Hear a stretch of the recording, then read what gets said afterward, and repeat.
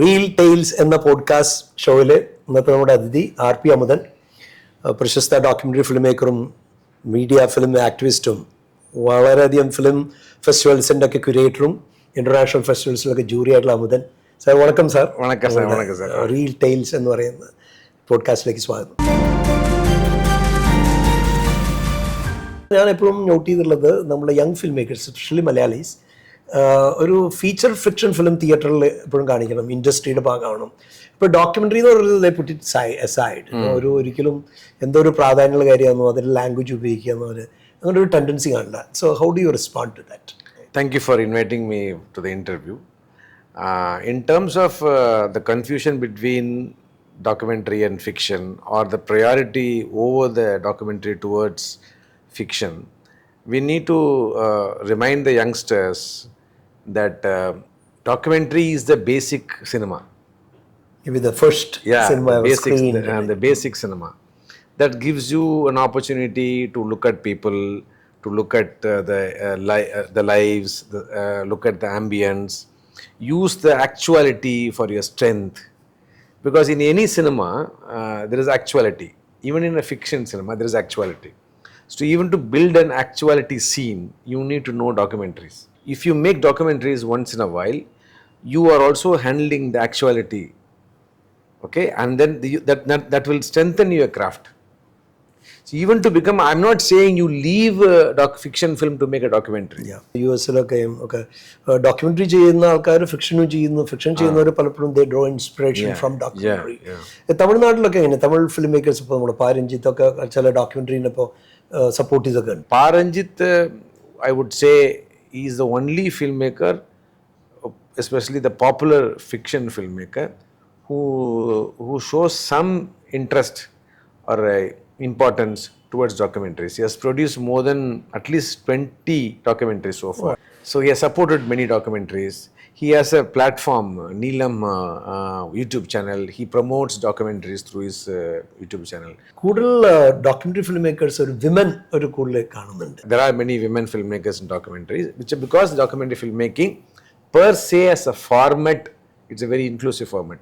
It's a kind of a very sensible way of making films, documentary. Okay, so so that it gives space for women. So ideologically, technically, documentary filmmaking is inclusive. That's sensitive to the political issues. You don't make a sweeping film in documentaries. You don't make a brutal films in documentaries. You don't make a macho film in a documentary. Okay, so you are much more inclusive. You're much more sensitive towards the cause, the issues. So I can understand why there are women filmmakers across the world. Actually, not only India. In terms of funding, of course, there is good funding for documentary films across the world right now. Especially, they are showing interest towards India for many reasons. They want Indian stories. So there is funding, but the process has to be much more democratized. Still, it is centralized in Delhi and Kolkata. So it has to, go to other places. Like we should have a funding possibility in Kerala or Bengaluru somewhere, so that it can cover the South Indian, part of India. So we need even more funding. But it is much more an Europe-centric funding. Okay.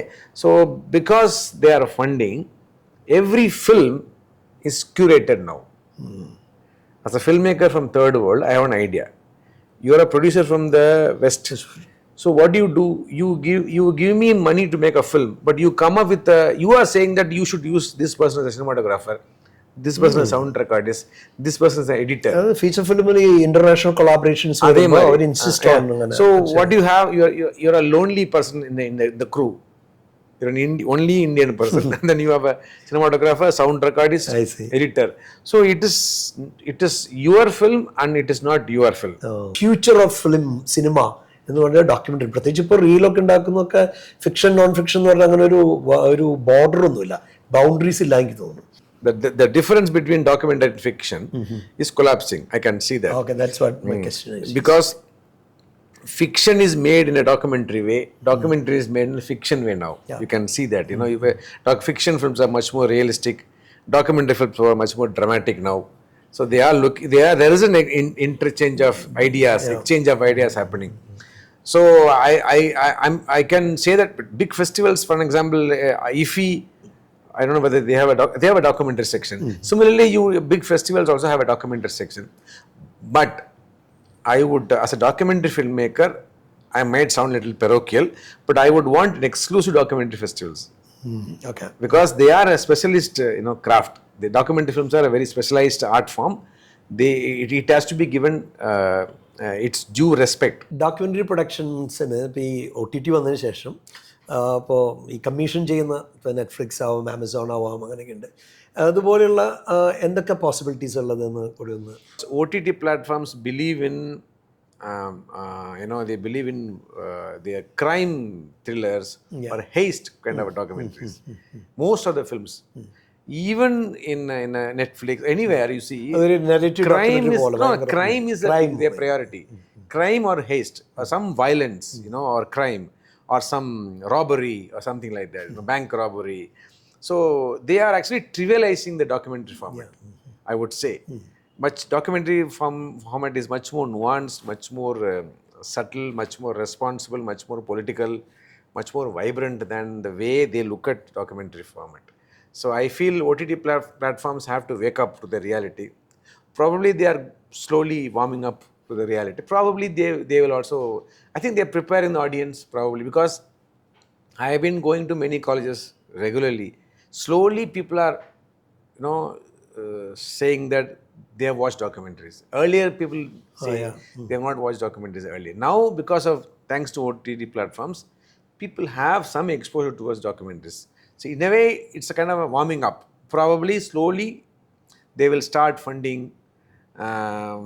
films, because if you have made a film, good documentary, and if they ask your film to give a platform to show your film, I have never heard any filmmaker making money out of it. It's not possible. I have not heard any good story, positive story in India so far. If they commission, there is money. If you have already made the film, and if the OTT platform asks you to give your film to them, they show it. But you don't. But there's no money. Oh, I see. So there is a gap. The way films are being made and the way OTT platforms are watched by audience, there is a gap. I don't know how we are going to fill it, but that gap has to be filled. So I don't think OTT platforms they can play a role, a considerable amount of role. They can play a bit of role in promoting documentaries. For example, interviews, the cutaways, people showing actual life, the travel films, something like that. They can show the actuality. The OTT platforms can expose the audience towards actuality filmmaking. But we have to go much beyond, actually. I think then that's where the film festivals come, where you have in-depth films, political film, analytical films, sensitive films, poetic films, reflective films, all those things. I don't think OTT platforms are right now, they're ready for it. I don't think so.